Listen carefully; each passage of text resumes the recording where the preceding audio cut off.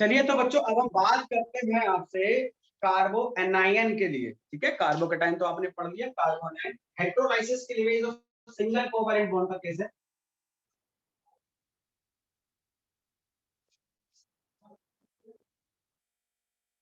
हेटेरोलाइसिस के लिए किसमें के अंदर होता है बेटे, ध्यान रखना, single covalent bond. Organic chemistry के अंदर तीनों तरह के बॉन्ड बनते हैं ऑर्गेनिक कंपाउंड के अंदर, सिंगल, डबल, ट्रिपल। लेकिन जितनी रामायण में अभी गा रहा हूं सारी सिंगल कोवैलेंट बॉन्ड रिलेटेड है। होमोलाइसिस के लिए सिंगल कोवैलेंट बॉन्ड में होता है, और हेटेरोलाइसिस, होमोलाइसिस में एक ही कंडीशन होती है, रेडिकल का बनना। यहाँ पे दो कंडीशन होती हैं, अगर कार्बन कम इलेक्ट्रोनेगेटिव है और कार्बन ज्यादा इलेक्ट्रोनेगेटिव।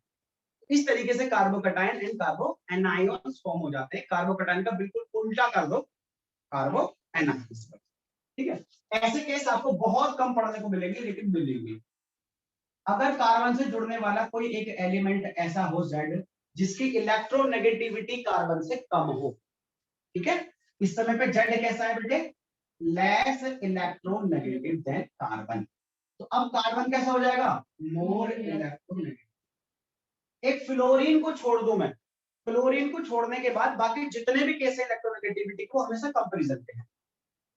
ठीक है, जैसे यहाँ पे ही मेरा घर है, मैं बदमाश, तुम्हारे घर पर तुम बदमाश बदमाश, ठीक है ना, मेरा इलाका तुमने देखा ना, हमारे कुत्ते जो गली के ये वाले ये यही घूमते रहेंगे ये। हाँ, और पल्ले मोहल्ले का कोई आया कुत्ता तो ये भो करके तो वहीं छोड़ देगा। तो ये वास्तव में एक्चुअली अंतर, मतलब बहुत सारी तो लाइफ साइंस से रिलेटेड हुई है केमिस्ट्री में। अगर जोड़ दूंगा भाई, देखो ये दाव की बात है, कार्बन अगर ही कर रहा है, कार्बन देखो पीछे वाले केस में था तो कार्बन ही, वो कैसा था बोलो, लेस इलेक्ट्रोनेगेटिव, क्योंकि इससे जुड़ने वाले कैसे थे, मोर इलेक्ट्रोनेगेटिव। अब कार्बन ही क्या हो गया, लेस इलेक्ट्रोनेगेटिव। तो ये इस बात पर डिपेंड करेगा कि जुड़ किससे रहे हैं, बस।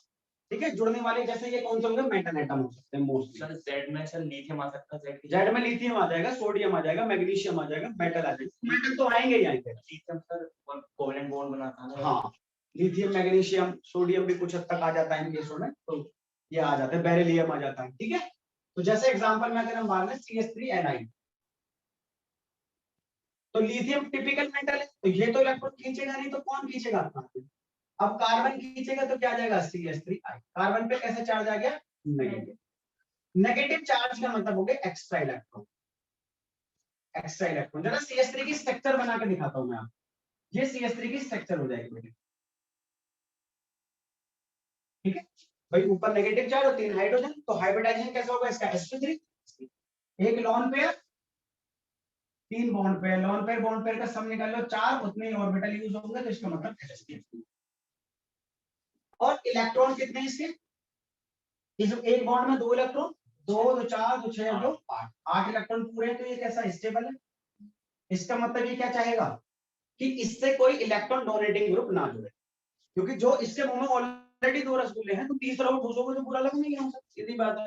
तो इसके पास ऑलरेडी 8 इलेक्ट्रॉन पूरे हैं, अब ये नहीं चाहता कि कोई से इलेक्ट्रॉन कंप्लीट करे। इसका मतलब अगर इलेक्ट्रॉन डोनेटिंग ग्रुप इससे जुड़ेंगे तो स्टेबिलिटी को घटाएंगे। इसका मतलब 1 डिग्री में कोई इलेक्ट्रॉन डोनेटिंग ग्रुप नहीं होगा, तो इसका मतलब इसके केस में 1 डिग्री ज्यादा स्टेबल होगा, then 2 degree and then 3 degree. उसमें क्या होता है, 3 डिग्री 2 डिग्री 1 डिग्री। ठीक है, मतलब इलेक्ट्रॉन विदड्रॉइंग ग्रुप अगर आप लगेंगे, अगर इलेक्ट्रॉन विदड्रॉइंग ग्रुप लगते हैं लेट अस सपोज, तो वो स्टेबिलिटी को बढ़ाएंगे, वो स्टेबिलिटी को बढ़ाएंगे। इलेक्ट्रॉन डोनेटिंग ग्रुप स्टेबिलिटी को घटाएंगे। ठीक है, चलिए आ जाते हैं एग्जांपल से समझते हैं। मैंने माना super primary carbocation carbon ion A, B में CH3 CH2 नेगेटिव C। ज्यादा एग्जांपल नहीं कर पाऊंगा इसमें, बस इतना ही करवा रहा हूं, आपको आइडिया ही तो देना मुझे। ठीक है, बताओ बोलो, स्टेबिलिटी का ऑर्डर क्या होगा, A B C, greater than number of electron donating group greater the stability. देखो अब ये रसगुल्ले खा रहा है बीच वाला, ठीक है, अब इसके मुंह में ऑलरेडी रसगुल्ला है जवान, यस सर। अब इसके मुंह में इसने भी आकर ठूस दिया, इसने भी आकर ठूस दिया, तो इसको अच्छा लगेगा नहीं ना। मतलब इलेक्ट्रॉन डोनेटिंग ग्रुप के नेचर तो इलेक्ट्रॉन डोनेट करना है, तुम लो या मतलब वो तो डोनेट करेंगे, तो यानी ये 2 डोनेट करेंगे, ये चाहता नहीं, तो अनस्टेबल हुआ सिस्टम। इसको एक परेशान करने वाला, बट इसको कोई परेशान करने वाला, ये मेरी तरह कोने में खड़ा। ठीक है, तो greater the number of electron donating group lower the stability. Carbonyl के लिए हम इस तरीके से इसमें इतना ही पढ़ लेते हैं। ठीक है जी, क्योंकि इसके केसेस आपको कम मिलेंगे पढ़ने के लिए, और मैं जनरल ऑर्गेनिक केमिस्ट्री आपको 12वीं केमिस्ट्री मजबूत कराने के लिए सिखा रहा हूँ, इसलिए मैं इसमें ज्यादा केस नहीं बता रहा, वहां वास्तव में बनते हैं तो मैंने आपको वहां बता दिया। अब होमोलाइसिस क्लीवेज और हेटेरोलाइसिस क्लीवेज का केस हुआ खत्म। हमने पूछ देख लिया कार्बोकैटायन तो कार्बोएनायन, और ये भी देख लिया कार्बोकैटायन कहां बनते हैं, कार्बोएनायन कहां बनते हैं, स्पेशली जहां पे इलेक्ट्रोनेगेटिव ग्रुप जुड़े हुए होंगे। इसका मतलब देखो, ये कार्बोकैटायन वाला केस जाएगा पहले चैप्टर में, हेलो एल्केन हेलो एरीन में जाएगा, अल्कोहल में जाएगा, फिनोल में भी जाएगा, ईथर में भी जाएगा, ठीक है, एल्डिहाइड में भी जाएगा कुछ हद तक, कीटोन में भी जाएगा, कार्बोक्सिलिक एसिड में भी जाएगा और एमाइन में भी जाएगा। यानी जितने ऑर्गेनिक केमिस्ट्री के चैप्टर है सब में कार्बोकैटायन की स्टेबिलिटी का ऑर्डर आपको पढ़ना पड़ेगा, उससे क्वेश्चन सॉल्व होंगे तो आपको ये पता चलेगा, ठीक है। चलो तो बेटे, तो यानी कि अब हम क्या सीख चुके हैं, हमने पहले वाले पार्ट में शुरू किया था बॉन्ड फिशन, और बॉन्ड फिशन का कॉन्सेप्ट आपका पूरा। बॉन्ड फिशन के बाद में बहुत इंपॉर्टेंट टर्म है आपका रेजोनेंस, वो मैं अब आपको यहां सिखाना चाहूंगा, रेजोनेंस। और देखना तुम्हारे सिलेबस में जितनी भी इलेक्ट्रोफिलिक सब्स्टिट्यूशन रिएक्शंस हैं, तुम्हारे सिलेबस में जितनी भी इलेक्ट्रोफिलिक सब्स्टिट्यूशन रिएक्शन है, मैं वो सारी रेजोनेंस से सिखा दूंगा। मतलब अगर तुम्हें रेजोनेंस आता है, रेजोनेंस के बारे में कुछ भी पता है, कुछ भी, तब भी मैं आपको इलेक्ट्रोफिलिक सब्स्टिट्यूशन रिएक्शन सारी सिखा दूंगा, हर चैप्टर की सिखा दूंगा। और जो आपने कार्बोकैटायन वाला केस पढ़ा था, कार्बोकैटायन के केस पे मैं हर चैप्टर की न्यूक्लियोफिलिक सब्स्टिट्यूशन रिएक्शन सिखा दूंगा, क्योंकि वहां पे कार्बन पे कैसा चार्ज बन रहा था, पॉजिटिव चार्ज, यानी इलेक्ट्रॉन में कमी है तो वो एक ऐसा स्पीशीज पर जाकर अटैक करेगा जिस पर नेगेटिव चार्ज हो, तो न्यूक्लियोफाइल उसे कहते हैं। तो न्यूक्लियोफाइल उन पे अटैक करेगा। आपने ये सीख लिया किस पे कैसे बनता है, बस अब आपको अटैक करके OH नेगेटिव जोड़ना ही तो था, वो जोड़ दिया आपने। अब आपको बस पता करना है कितने तरह के न्यूक्लियोफाइल होते हैं, बस इतना सा कम है क्या, ठीक है। तो आइए इलेक्ट्रोफिलिक सब्स्टिट्यूशन रिएक्शंस को समझने के लिए मैं आपको रेजोनेंस समझा रहा हूं। मैं क्यों पढ़ा रहा हूं रेजोनेंस, इसको समझाने के लिए।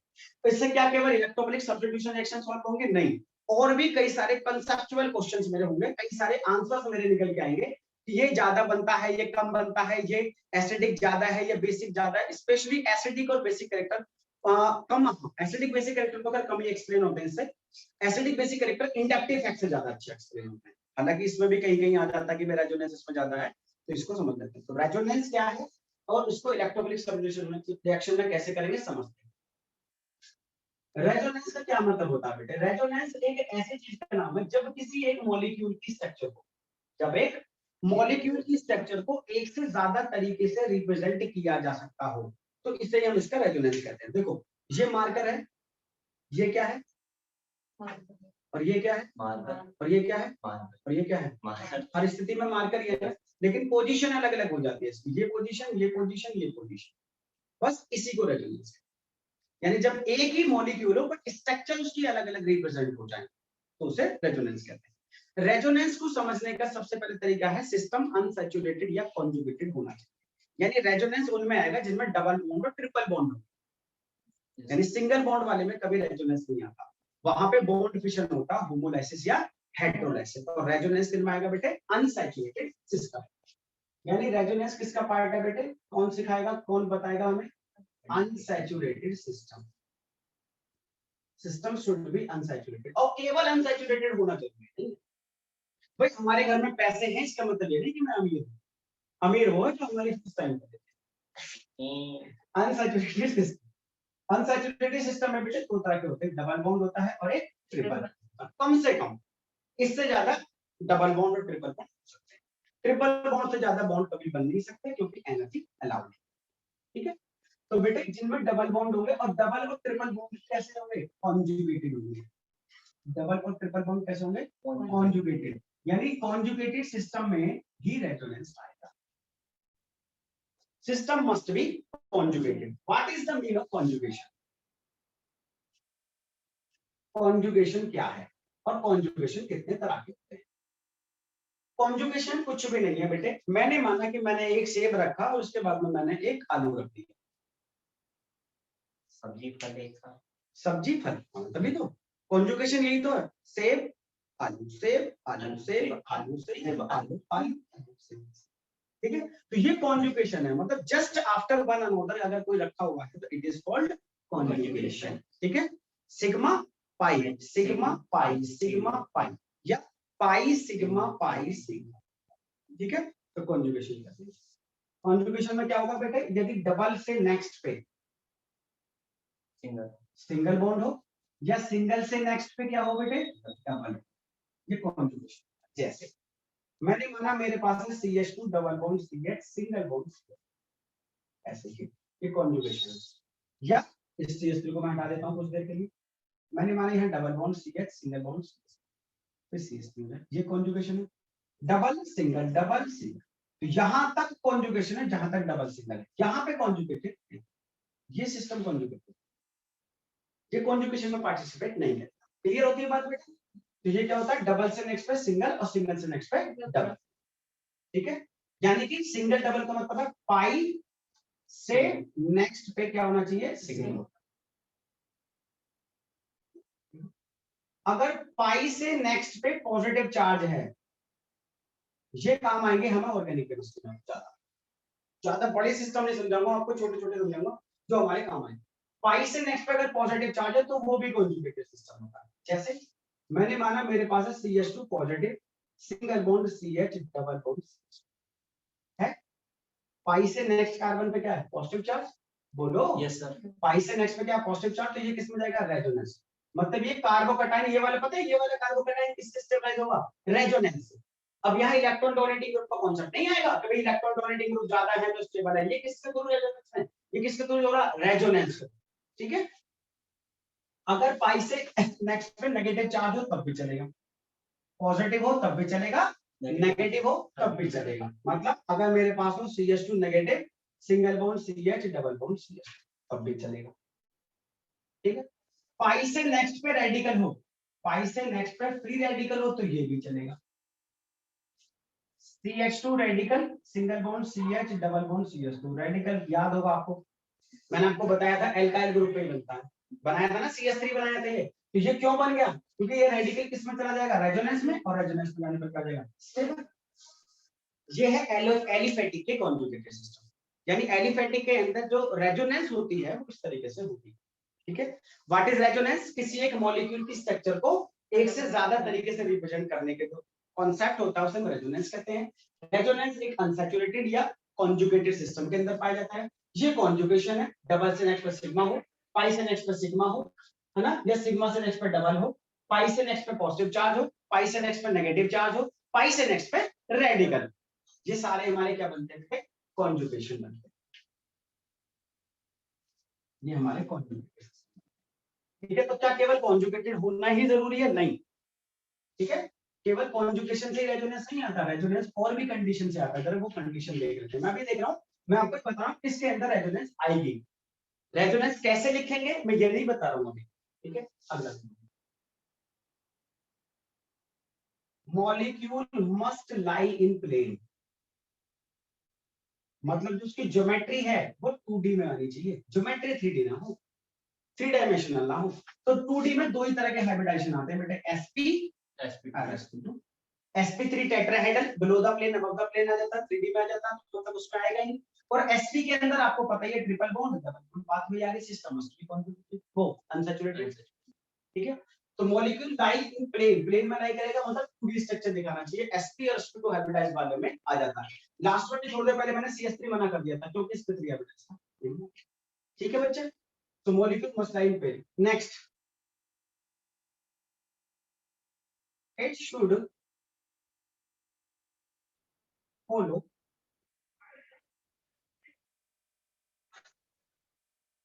octet rule। हाँ, जो 8 इलेक्ट्रॉन का नियम हमारा है वो हमारा पूरा होना चाहिए कि भाई रेजोनेंस जिसके अंदर आएगी उसके अंदर ऑक्टेट नियम पूरा होना चाहिए, ऑक्टेट नियम के अकॉर्डिंग उसकी स्ट्रक्चर ड्रॉ। ठीक है।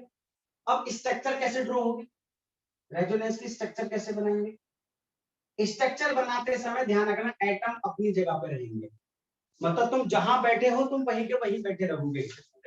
तुम अपनी बुक इसे पकड़ा दोगे, ये इसे पकड़ा देगी, फिर ये वापस घूम के इससे जाएगी, तो मतलब बुक डीलोकलाइज होगी, means electron will get delocalize, atom will never leave their own position. जो उनकी ओरिजिनल पोजीशन है एटम वहीं पर बना रहेगा, एटम डीलोकलाइज नहीं होता है एट एनी केस। ठीक है। Atom will remain yes on its original position, only 5 electrons, not only electrons, pi electrons will gets delocalized,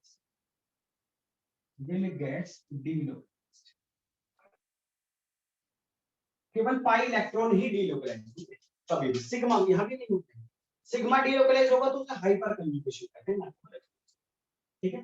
atom will remain on their main position, only pi electron will gets delocalize. Delocalize का मतलब क्या होता है, कोई चीज यहां से चली, यहां पहुंची, यहां पहुंची, यहां पहुंची, यहां पहुंची, घूम करके फिर वापस भी आ गई, जब इनिशियल और फाइनल पोजीशन एक ही होती है, इसे डीलोकलाइजेशन कहते हैं।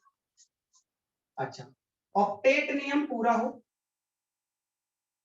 Octet rule strictly follow, must be follow, ठीक है, मैं ऊपर भी लिखवा चुका हूं, मस्ट बी फॉलो, ठीक है जी।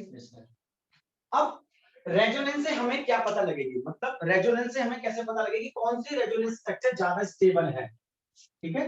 रेजोनेंस से हमें पता लगेगी भाई रेजोनेंस हमारा क्या बताता है, रेजोनेंस बेसिकली स्टेबिलिटी ही बताता है। स्टेबिलिटी को बताने के लिए सबसे ज्यादा अगर वैल्यूएबल कोई है तो रेजोनेंस, यानी रेजोनेंस नंबर 1 पोजीशन पे आता है। अगर किसी की स्टेबिलिटी में रेजोनेंस आ रहा है, इंडक्टिव फैक्टर आ रहा है, हाइपर कंजुगेशन आ रहा है, तो सबसे ज्यादा स्टेबल कौन सी होगी, रेजोनेंस, फिर हाइपर कंजुगेशन और फिर इंडक्टिव फैक्टर।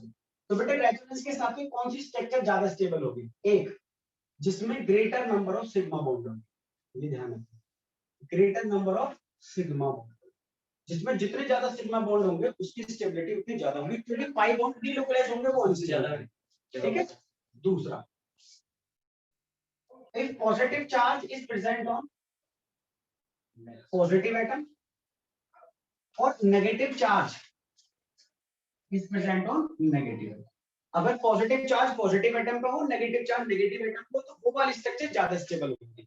जैसे बेटे मैं Cn नेगेटिव के अंदर आपको बताऊं, इस पे पॉजिटिव चार्ज, इस पे नेगेटिव चार्ज है, ठीक है, ये रेजोनेंस में आ गया किसी वजह से, इस पे आ गया नेगेटिव चार्ज, इस पे आ गया पॉजिटिव चार्ज, दोनों एक दूसरे के रेजोनेंस स्ट्रक्चर है, दोनों में हगल rule follow, octet rule follow हो रहा है, दोनों में सब वो कंडीशन हो रही है जो रेजोनेंस की होनी चाहिए।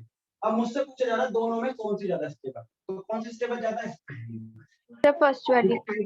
More electronegative, negative charge nitrogen पे कार्बन पर नहीं, दूसरे वाले में इसका अपोजिट हो रहा है, इसलिए Cn negative is more stable, नीचे वाला मतलब इधर वाला उसके मुकाबले। ठीक इसी तरीके से आपके यहाँ एनसीईआरटी में क्वेश्चन दे रखा है कि भाई एक इसमें बात कही जाती है, अभी मैं आपको बता रहा हूं, एक इसमें बात कही जाती है, greater the number of resonating structure, greater the number of resonance, greater will be stable, greater will be stable, मतलब जिसकी रेजोनेंस स्ट्रक्चर जितनी ज्यादा होगी उसकी स्टेबिलिटी उतनी ज्यादा होगी, ठीक है। मैं अगर आपसे कहूं कि मेरे पास माने ये Cl है और मेरे पास मैंने माना लगने वाला ये, मुझसे कह रहा कौन सा ज्यादा स्टेबल है, तो मैं डेफिनेटली बताऊंगा ये वाला ज्यादा स्टेबल, क्योंकि इसमें ज्यादा रेजोनेंस आएगी, इसमें कम रेजोनेंस। अब ये नियम कहां पे फेल होगा, ग्रेटर वाला, ये वाला नियम कहां फेल होगा, देखो अगर मुझसे कहता है कि फिनॉक्साइड आयन की रेजोनेंस बनाओ, तो फिनॉक्साइड आयन के अंदर रेजोनेंस आती है 4, मैं बताऊंगा कल के लेक्चर में बताऊंगा, मेरा आज का लास्ट लेक्चर लास्ट टॉपिक चल रहा है बिल्कुल खत्म। और एसीटेट आयन की रेजोनेंस बनेंगी 2, एसीटेट आयन के अंदर 2 रेजोनेंस आएंगी, फिनॉक्साइड आयन के अंदर 4 रेजोनेंस आएंगे, लेकिन इसके बावजूद भी एसीटेट आयन ज्यादा स्टेबल, एसीटेट आयन ज्यादा स्टेबल होता है फिनॉक्साइड आयन से। ये एनसीईआरटी में एल्डिहाइड कीटोन कार्बोक्सिलिक एसिड में सबसे लास्ट का क्वेश्चन नंबर है 20, ठीक है, 22 क्वेश्चन नंबर है बेटे आपका, बिल्कुल लागू याद होगा, है ना, 12.22 है, लो मैं बता दूं, ठीक है। तो इसका कारण क्या है, इस कारण को जानने के लिए मेरी वीडियो को कल जरूर देखें, कल जो अपलोड, और क्लास में कल जरूर आए, तो हम इन सब टॉपिक पे बात करेंगे, रेजोनेंस बताएंगे, और रेजोनेंस के साथ में एक इफेक्ट और होता है मीसोमैरिक इफेक्ट, जो रेजोनेंस का ही सगा भैया है, रेजोनेंस का ही सगा भैया, तरीका वही है बट क्योंकि दूसरे तरीके से होता है इसलिए उसे मीसोमैरिक इफेक्ट कहते हैं। तो डिफरेंस क्या होगा उनके बीच में, उस सबको जानने के लिए और इनसे हमारी किस तरह के रिएक्शन या प्रॉब्लम सॉल्व होंगी उसको देखने के लिए कल फिर जुड़ना, तब तक के लिए जय हिंद।